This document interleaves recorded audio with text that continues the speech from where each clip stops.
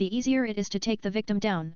Honestly, one of the most useful skills, not only for being able to tame the will of others but also its application. And of course the king of heroes should have the king's haki.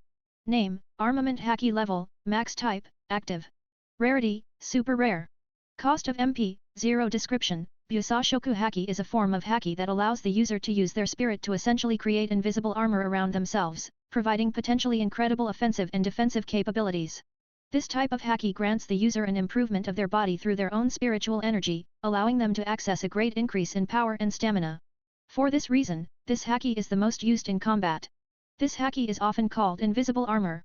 The most basic ability haki grants is a power and toughness upgrade. It can be used on a single part of the body or on the user's entire body.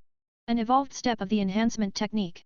A strong concentration of this haki can harden the wearer's body, granting him a greater increase in his power and toughness, surpassing the mere application of enhancement. It is the most distinctive and recognizable haki, as it turns the wearer's body into glossy black.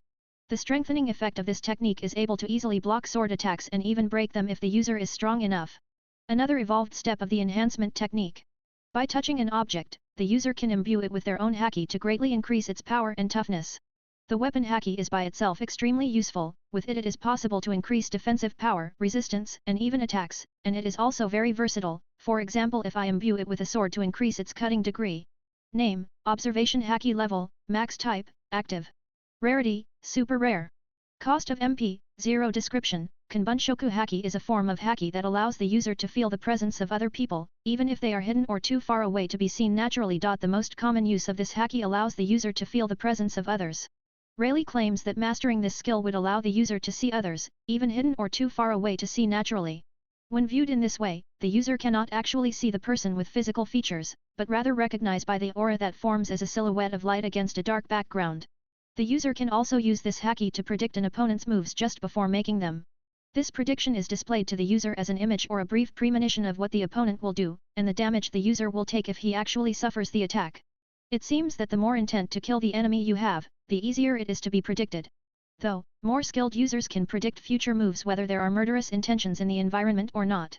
If trained enough, the user can see a little in the future. The observation haki is another very useful skill as you can feel the presence of other people and even see a vision of the future in battle with it. Even Fujitora, who was blind, was able to fight normally thanks to this haki. Name, Eye of the Emperor Level, Max Type, Passive. Rarity, Rare. Cost of MP, 0. Description, the Emperor Eye can see the smallest details of a person's movements, including breathing, heartbeat, sweating, muscle contractions, etc. Tries to run. All offenses are anticipated and all defenses crumble before your eyes. In short, he can see the future of his opponent's moves. I admit that I bought this ability on impulse, after times all it suits my eyes well. But another point of it is that it's a passive skill, so it's always in use. That gives me a big advantage, and combining it with observation haki is extremely powerful. And also, what the fuck was in the author's head to put an eye capable of seeing the future in a basketball anime? Name, Elementary Magic Level, Max Type, Active. Rarity, Super Rare. Cost of MP, varies. Description, the user uses a form of magic that allows him to practice spells to conjure and control the elements of nature, whether they are the four main elements, water, earth, fire, and air, or other secondary elements such as light and shadows. Your spells can shape various types of attack or defense based on these elements, acquiring an extremely versatile weaponry of magic. Well, this skill is undoubtedly useful. Although I have my long Inus that is able to control the weather and its attributes, I also learned elemental magic to use on a smaller scale, and also so I don't need to use my long Inus all the time and start to distrust her. None, Light Magic Level, Max Type, Active. Rarity, Rare. Cost of MP, varies. Description, the user is able to enjoy magical abilities to generate and manipulate light through a series of spells and incantations, simulating the gifts of a photokinetic. He is able to use his magical light as an instrument of both utility and combat, acquiring an immense variety of possibilities with it. This magic is also very useful. With it I can move at high speeds besides being able to manipulate the light for different purposes, such as creating a lot of light spears and raining on my enemy. Besides, of course, it has attribute sacred, then is very useful against demons and beings of darkness. Namr, Magic of Darkness Level, Max Type, Active. Rarity, Rare. Cost of MP, varies.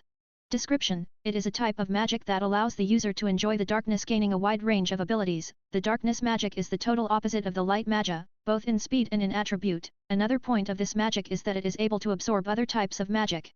This spell I obtained because it also has great capabilities, and the main one is the ability to nullify other spells, and I usually use it by embedding it in my swords to increase its cutting and destruction power.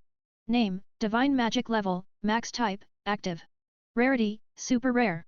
Cost of MP, varies. Description: the user is able to use magic of a divine nature to perform various feats, such as creating, destroying, and rebuilding anything, and even to distort reality. This type of magic is usually used by a transcendent/divine being or those related to those beings. Some users can use this power for evil purposes. This spell is possible due to my being a demigod. With it I am able to perform several feats, and I am also able to increase the power of my spells, for example putting the divine attribute in my flame of my long Enus.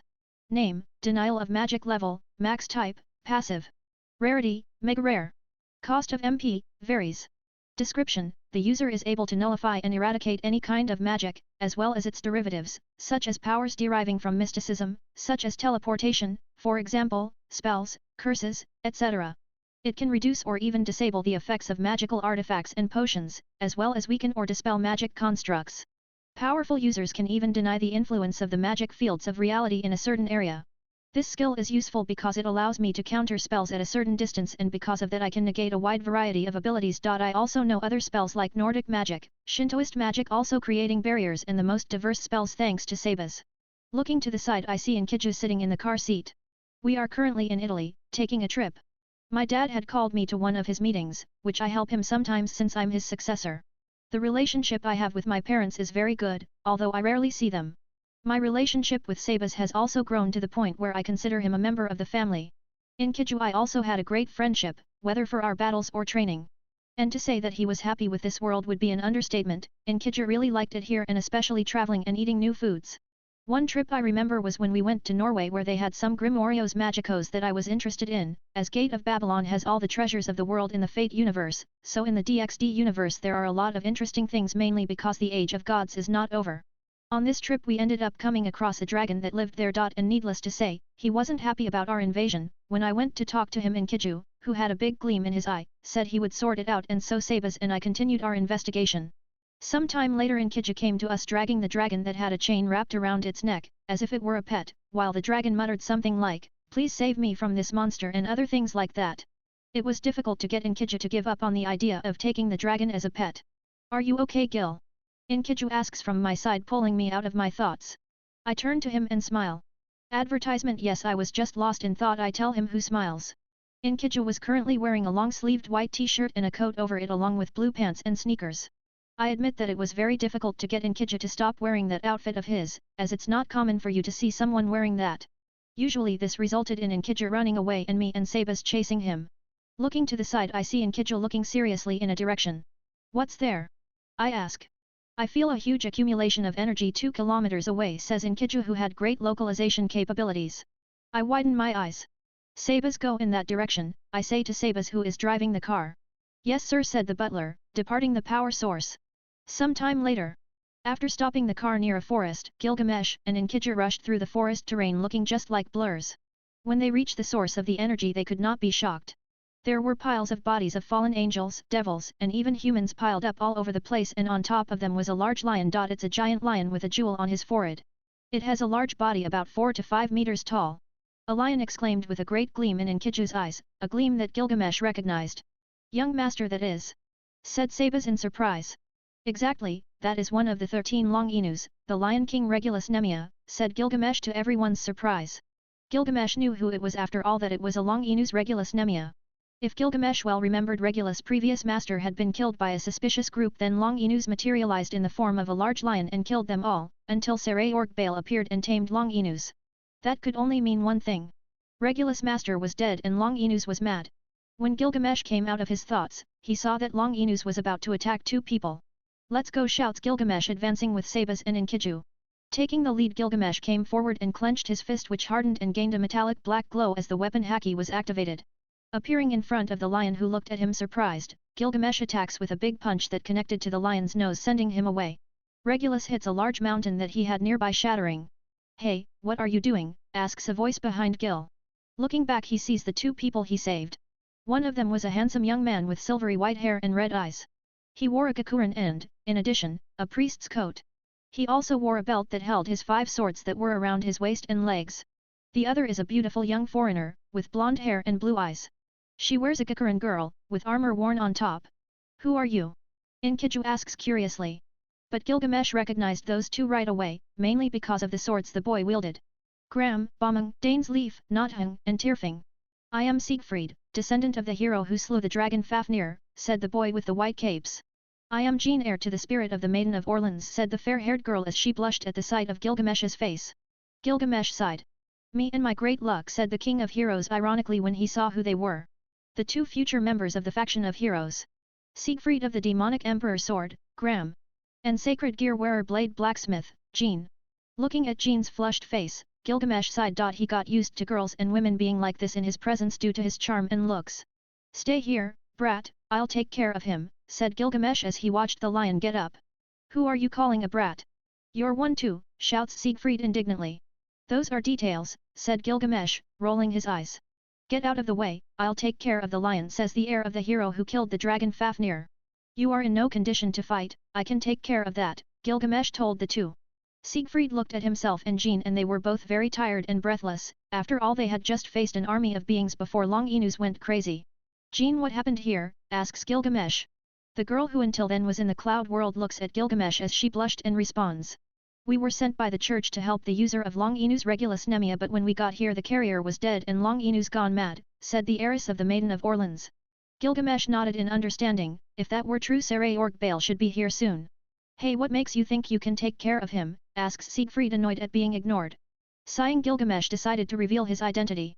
My name is Gilgamesh, I am descended from the king of heroes, said Gil to their great shock. Of course they knew the name Gilgamesh, after all there were few in the supernatural world who didn't know a figure like him. Gilgamesh turns his attention to the Lion King who was facing him. Sabas, you protect them both, Enkiju take care of devils and fallen angels, said Gilgamesh to the two who nodded. Enkiju stepped forward, not taking his eyes off Regulus, and raised his right hand where a small golden circle appeared.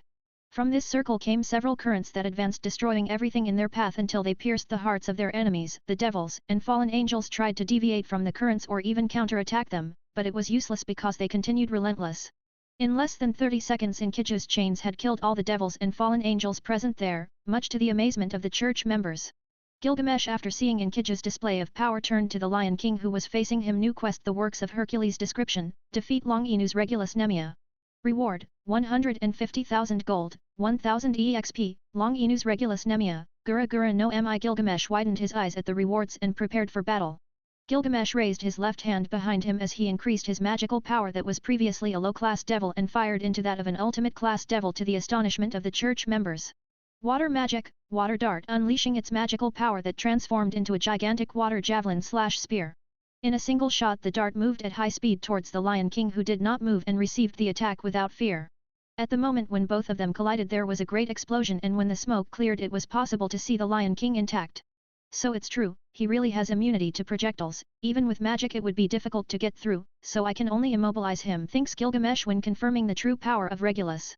But even in a physical fight it would be difficult due to the lion's great strength and mainly due to his skin, which is almost invulnerable.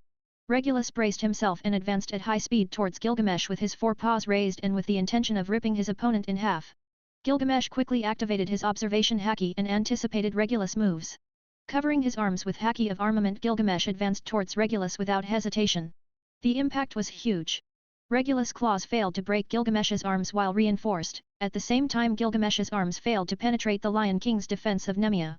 Everyone was surprised to see the two leaping towards each other without hesitation, and also the impact that was gigantic. Bending down, Gilgamesh punched Regulus in the ribs that grunted in pain before being hurled to the rocks. Gilgamesh quickly placed his arms on the ground and activated a spell. Dark magic, shadow mastery. All around Gilgamesh has been placed in a great amount of darkness that surrounds everything, including the Lion King.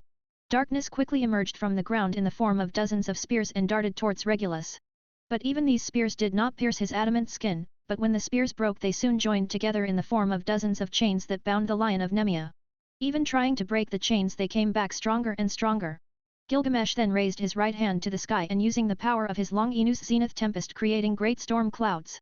Increasing the temperature of the environment with its ability to handle heat due to its Long Inus, Gilgamesh begins to increase the amount of storm clouds in the sky to the point that everything within a radius of 10 kilometers is immersed in clouds of lightning and thunder. With a nod from Gilgamesh, Enkiju and Sabas create a powerful barrier capable of withstanding the power of god-class beings. Gilgamesh knew that to defeat Regulus he needed a blow that could hurt even a god-class being. A single concentrated blow to knock out the Lion King. Then a roar broke everyone's concentration. But it wasn't a roar from Regulus, after all even the Lion King was stunned by IAO. The roar came from the clouds. Then it emerged from them making everyone's eyes widen. From the clouds a gigantic eastern dragon appeared, the most shocking being that the dragon was made entirely of accumulated lightning, around him great storms of lightning occurred. Everyone was amazed at that, even Sabas and Enkiju showed surprise. Kiran and then in a single wave of the hand it fell. At a speed that would have been impossible to escape, the great lightning dragon crashed down on Regulus in gigantic pressure. Everything within a radius of 5 kilometers had been destroyed to the point where not even dust was left. Jean and Siegfried were protected by the barrier of Sabas and Enkiju, but they couldn't believe what they saw. Gilgamesh was also hit by the lightning, but thanks to his lighting devil slayer magic he was intact. After all, his magic allowed him to devour lightning, and as the lightning he created was with his long inus he could absorb it. Gilgamesh can't help but be surprised by the damage to the technique. Kirin was a technique he created based on Seiso times K Uchiha from Naruto. Using the long Inu's Zenith Tempest which could freely control the weather, he summoned a large amount of high-pressure atmospheric clouds resulting in a large accumulation of lightning which he boosted with his magic. And because of the lightning speed it was an almost indefensible technique. Kirin's power would be able to even kill a Satan-class devil and low-level gods, but medium and high-level gods would manage to survive the technique without much harm, although with great destructive power Kirin could only destroy everything within a radius of a mountain, but most god-class beings could easily destroy an entire country. Moving towards Gilgamesh crater he saw Regulus on the ground while he had a large electric current running through his body. The lion was knocked out. Another great thing about Kirin was that Gilgamesh needed a high degree of concentration to create the pressure clouds so strong, so he needed time and concentration, something that in a battle against a very strong enemy would be difficult. Of course, this wasn't the strongest beam Gilgamesh could create, mainly because he didn't hit his balance breaker. Quest: complete the works of Hercules. Description: defeat Long Inu's Regulus Nemia.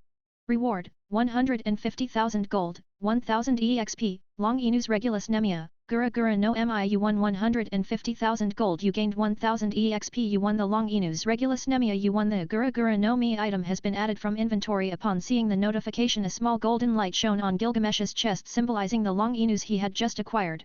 Pom pom asterisk. Gilgamesh turned away as his attention was drawn to the people who had just arrived. A man and a woman, and he recognized who it was.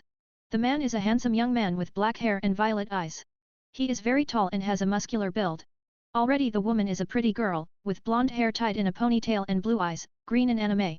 She wears a costume that is open in the chest area, revealing her large breasts and cleavage and part of her stomach. The costume has a cut section on the arms, revealing the shoulders. She wears a belt and long pants. And Gilgamesh recognized who they were. Sraorg Bale and his queen Kuisha Abaddon. Sraorg was one of the people Gilgamesh most respected with Cao and Vasco Strata. Sraorg, without even being born with the power of destruction, became the strongest youth and proved that talent is not everything. Cao for his desire to prove how great humans were, although he got lost along the way. Vasco Strata for his great power and honor, and even being a human he was someone who put fear in the top 10 beings.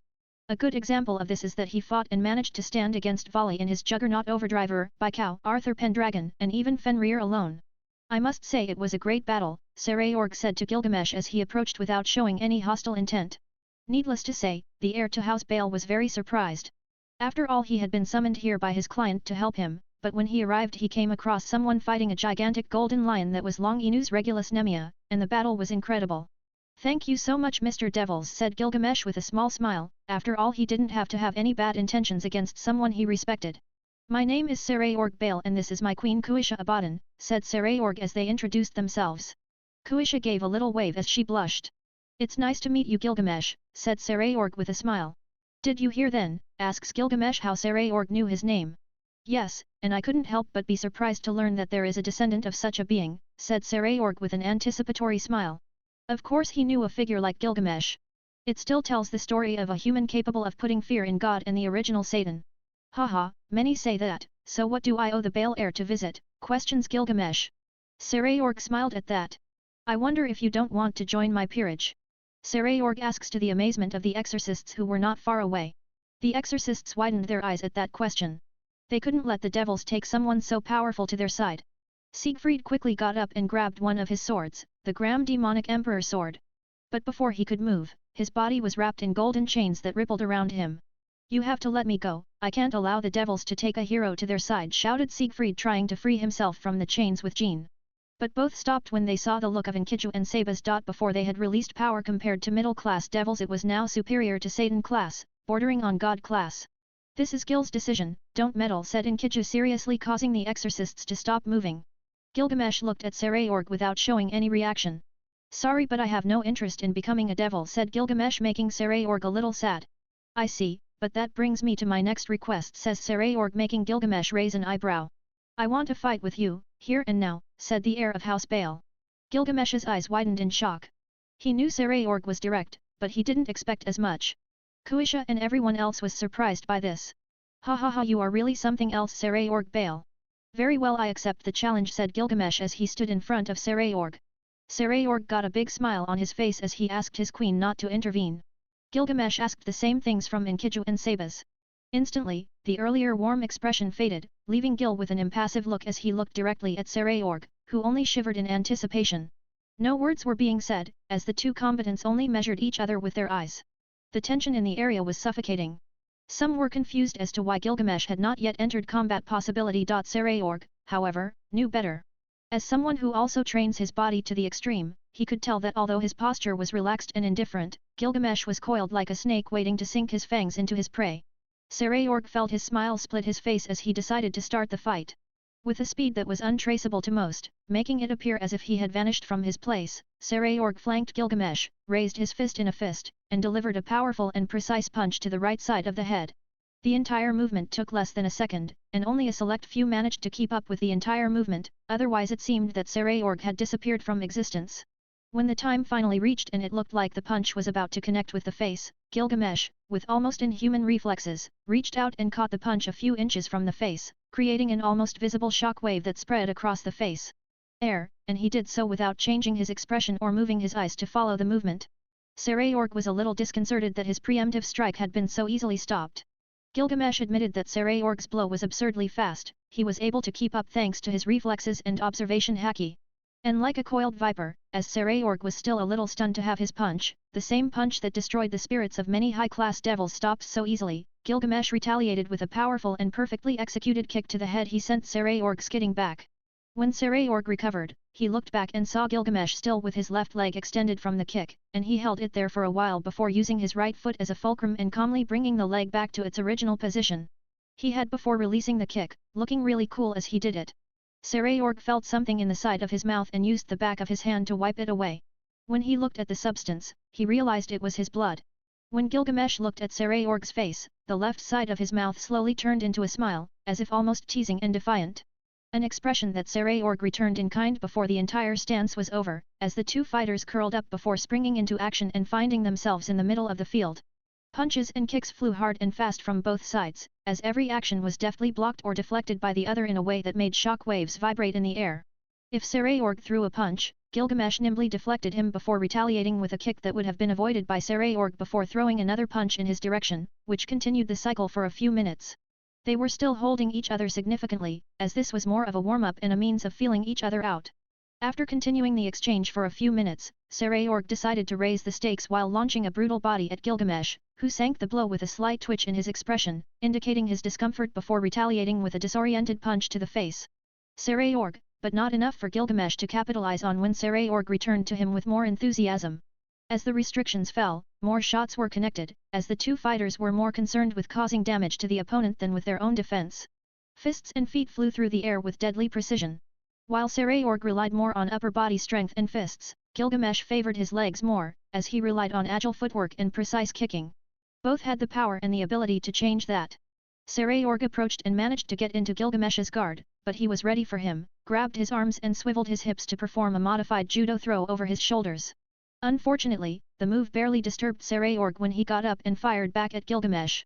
As he approached, he crouched and swung his leg in an attempt to knock Gilgamesh down, who saw the movement and jumped into the air, which was exactly what Sraorg was looking for. Gilgamesh seemed to realize this too late, as he was left vulnerable in midair. Fortunately, he was able to sense the attack and quickly placed his cross guard to soften Sraorg's kick. Gilgamesh, despite softening the blow by guarding, was still pushed back. By flying backwards, he showed his dexterity by leaning fully backwards and using the ground for support to do a backspin with his hands planted on the ground for support. As soon as his feet hit the ground, he exploded towards Sraorg, cratering the ground where his feet were and waving to the right hook. Sraorg raised his guard but saw his mistake as a feint and Gilgamesh instead. In addition, he kicked Sraorg in the head that had him doubling up a bit before using his momentum to follow with an uppercut to Gilgamesh's chin, which left him seeing stars for a few seconds before using the backward movement to propel himself to forward and headbutt Sraorg as a muffled sound reverberated throughout the arena from the impact.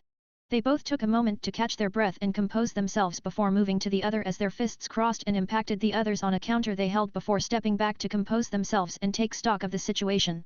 Seeing you equal my punches really makes my blood pump. I haven't had a good fight in a while, said Sraorg. The force of Gilgamesh's attacks really caught him off guard. He didn't expect the human to match him head-on without his sacred gear. Maybe he was getting into the nasty habits of his race, arrogance. I've been working hard to reach that level. I've broken and fixed my body several times to get that strength. I'm sure you, better than anyone else, understand what that means. Gilgamesh stated. Sraorg responded with a smile full of battle lust. You really are a worthy opponent. Here I come, said Sraorg as he crossed his arms. Symbols appeared on the four limbs. Your weights. So those are his weights, Gilgamesh realized. Just as he predicted, a dim light was emitted by the members of Sraorg before the symbols disappeared. In the next moment, the force of the release of power blew away from his immediate surroundings as the wind rose around his, along with a shallow crater forming under his feet. When a white glow engulfed Sraorg and adjusted to his body, almost like a second skin, his toki was finally in place. Gilgamesh had to admit, he was seriously impressed. Far away from there, Sabas and Enkiju as well as the exorcists were watching the battle. Both Siegfried and Jean could not believe that this strength could be possessed for someone so young. That devil is intriguing, Sabas said as he rubbed his beard. Why? Asked Enkiju. As I was saying, for a devil to awaken toki is unheard of. He must have pursued pure power, and his body responded by using his own life base as power and enfolding him in his body. He must have plenty of vitality and strength. Vital to becoming visible like that, Sabas said, seriously impressed that a devil could use toki like that. Yes. But I don't think it's at its limit yet, said Enkiju, noticing that Sraorg's toki wasn't at its maximum yet. Gilgamesh, realizing he couldn't take this lightly, clenched his fists, which gained a metallic black glow when the armament haki was activated.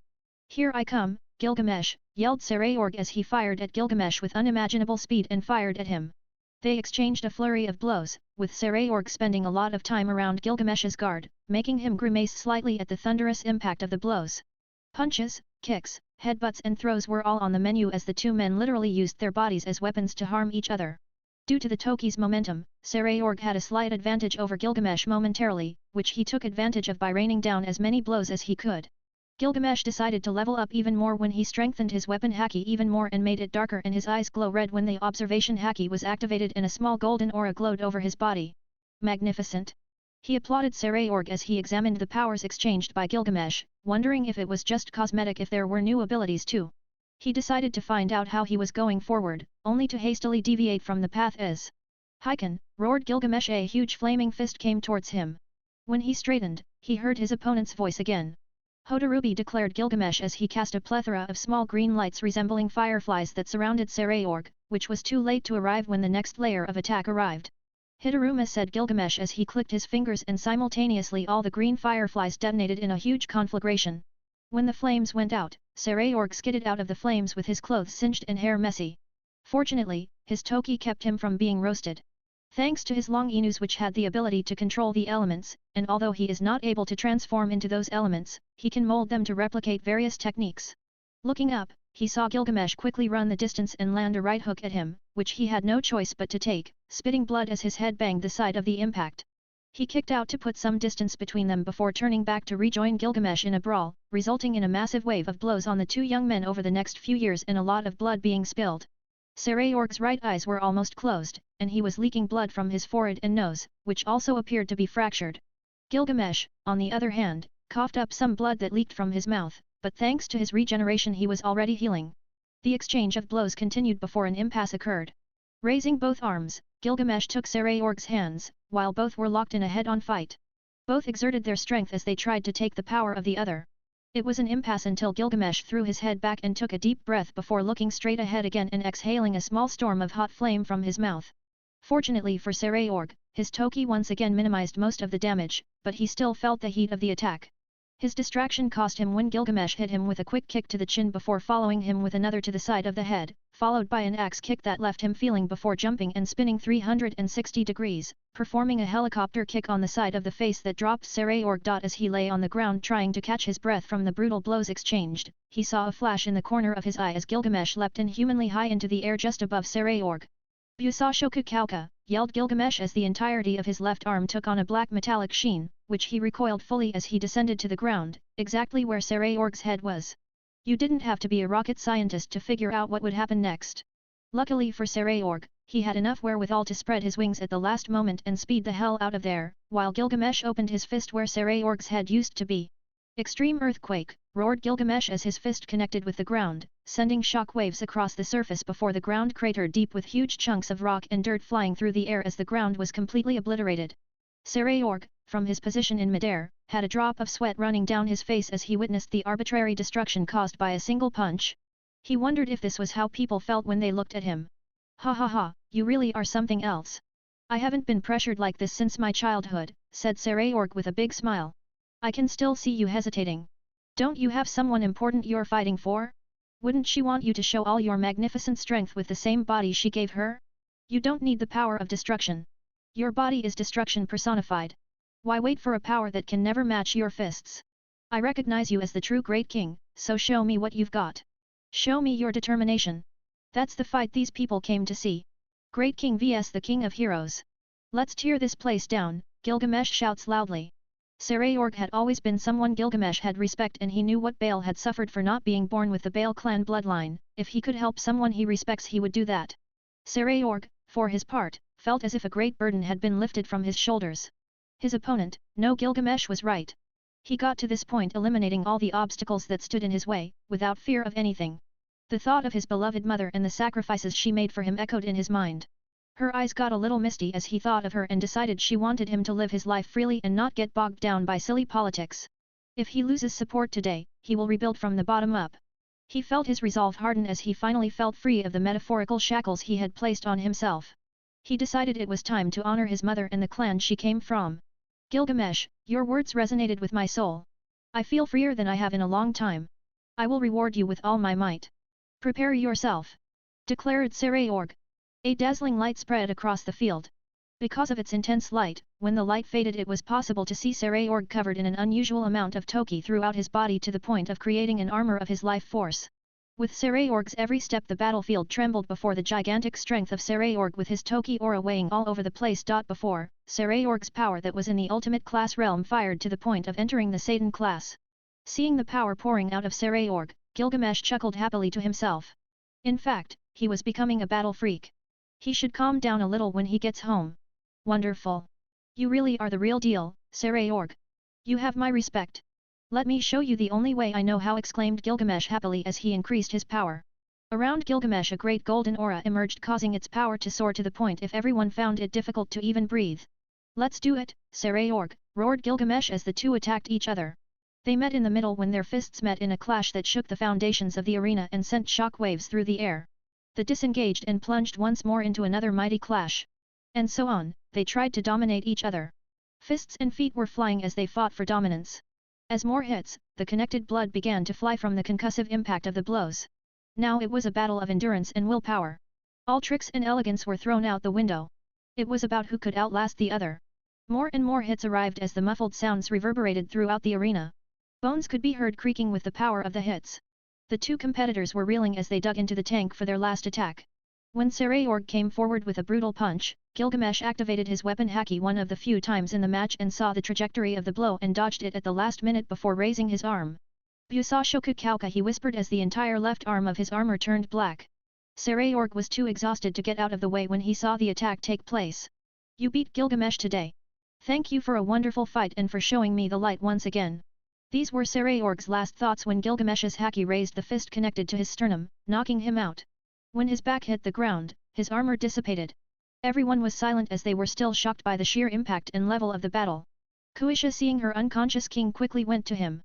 Looking up she saw Gilgamesh's face looking down at her and couldn't help but blush. He's fine, just unconscious, said Gilgamesh as he reached down and touched Sraorg's body and used his healing ability while a small green aura surrounded Sraorg's body, healing any wounds. Gilgamesh was also surrounded by this aura while all the wounds on his body disappeared. Kuisha quickly waved to Gilgamesh and made a magic circle beneath her and Sraorg, making them disappear. Using his observation haki, Gilgamesh sensed a large amount of beings, who by the aura were human, fallen angels and devil watching them, but could not intervene due to Sabas' barrier. Speaking of Sabas, he and Enkiju approached Gilgamesh, who gave a nod that all was well. Looking at the exorcists, who were still stunned, Gilgamesh gave a wave before disappearing into a magic circle. Siegfried and Jean didn't even know how they were going to explain this to the church. But one thing they were going to have to say. A descendant of the King of Heroes has emerged later with Gilgamesh. Gilgamesh was now sitting on a sofa in a hotel just minutes away from where the battle had taken place. In front of him were Sabas serving tea and the Lion King of Nemea, who agreed to become the sacred gear of Gilgamesh. Gilgamesh saw that Regulus had a nervous look in his eyes due to Enkiju being on top of him hugging him. Gilgamesh can't help but feel sorry for Sraorg for losing his long Enus. Sabas. Gilgamesh called the butler, who already knew what he wanted. Your trip has been authorized, we leave today for Romania, said the butler, making Gilgamesh's smile grow. It was time to get the sacred callus of the vampires.